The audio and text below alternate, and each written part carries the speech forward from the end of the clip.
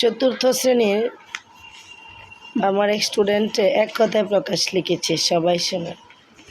বাঁশের ঝাড় বাবন বাঁশ, জ্ঞান চর্চা করা হয় যেখানে, এক কথায় সে থাকে। আকাশে থেকে পড়া জলের ঝাড় বারণ মেঘ, যা বিশ্বাস করা যায় না, এক কথায় হচ্ছে বৃষ্টি। বৃষ্টিকে ঠিকই তো বিশ্বাস করা যায় না, বৃষ্টি কখন আসে কখন যায় বলা যায় না। অত্যন্ত দানশীল ব্যক্তি রয়েছে বাদলু।